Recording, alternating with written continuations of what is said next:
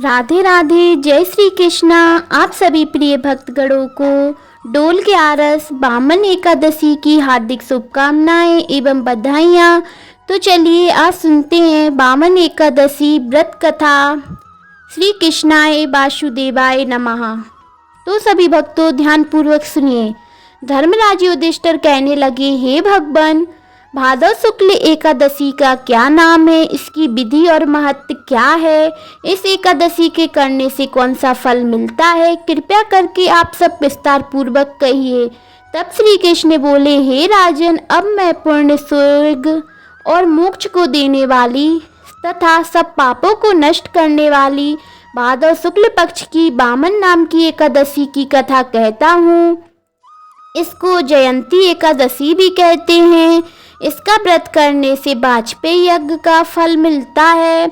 इस एकादशी की कथा सुनने से नीच पापियों का भी उद्धार हो जाता है। जो मनुष्य इस एकादशी के दिन मेरी बामन रूप की पूजा करते हैं, उसे तीनों लोकों में पूजन करने का पुण्य फल मिलता है। जो कमल नयन भगवान का कमल से पूजन करते हैं, वह अवश्य भगवान के समीप जाते हैं। सभी को इस एकादशी का व्रत अवश्य करना चाहिए। इस दिन भगवान विष्णु क्षीर सागर में अपने 4 मास के शयन के मध्य में करवट लेते हैं, इसलिए इसको परिवर्तनी एकादशी भी कहते हैं। भगवान के वचन सुनकर युधिष्ठिर बोले, हे भगवान, मुझे अति जिज्ञासा हो रही है कि भगवान विष्णु किस प्रकार सोते हैं और करवट लेते हैं तथा किस तरह उन्होंने राजा बलि को वचन में बांधा और बामन रूप में रखकर क्या क्या लीलाएं की। श्री कृष्ण बोले, हे राजन, अब आप सब पापों को नष्ट करने वाली इस कथा को श्रवण करें। त्रेता युग में बलि नामक एक दैत्य था। वह अत्यंत दानी था। वह वेद सूक्तों से भगवान विष्णु का पूजन किया करता था तथा नित्य ही ब्राह्मणों का पूजन एवं यज्ञ भी करता था। अपनी भक्ति और यज्ञों के प्रभाव से उसने इंद्रलोक तथा सभी देवताओं के लोकों को जीत लिया। एक दिन सब देवता एकत्र होकर सोच विचार कर भगवान विष्णु के पास नतमस्तक होकर वेद मंत्रों द्वारा भगवान का पूजन और स्तुति करने लगे। तब भगवान ने बामन रूप धारण करके 5वां अवतार लिया। फिर अत्यंत तेजस्वी रूप से राजा बलि को जीत लिया।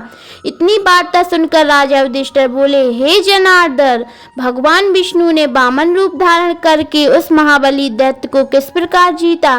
श्री कृष्ण बोले, हे राजन, बामन ब्रह्मचारी बालक के रूप में भगवान विष्णु ने महादानी राजा बलि से 3 पग भूमि की याचना की। राजा बलि ने इसको तुच्छ सी याचना समझकर 3 पग भूमि का संकल्प दे दिया। तब भगवान विष्णु ने अपने त्रिक्रम रूप से बढ़ाकर भूलोक में बद, भूलोक में जंगा, स्वर्गलोक में कमर, महालोक में पेट, जनलोक में हृदय, यमलोक में कंठ की स्थापना कर सत्यलोक में मुख, उसके ऊपर मस्तक स्थापित किया। इसे देखकर सूर्य, चंद्रमा आदि सब इंद्रादिक देवता वेद सूक्तों द्वारा स्तुति करने लगे।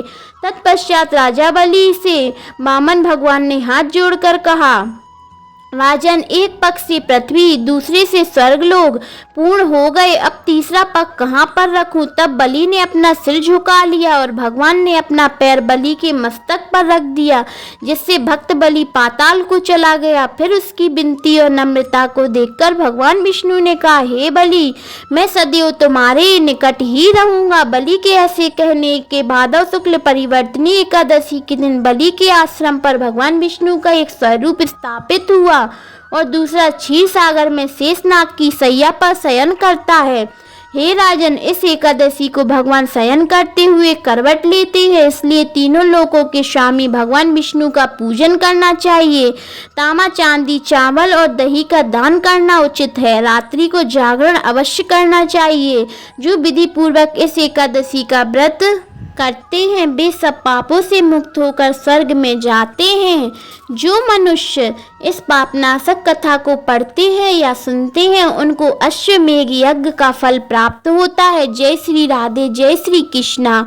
ओम श्री कृष्णाय वासुदेवाय मंत्र का जरूर जाप करें। आप सभी भक्तों ने अभी तक चैनल को सब्सक्राइब नहीं किया है तो जरूर से सब्सक्राइब करें, और आप सभी भक्तों को कथा अच्छी लगी हो तो जरूर से लाइक करें। कमेंट में जय श्री हरि विष्णु जरूर लिखें। जय श्री राधे।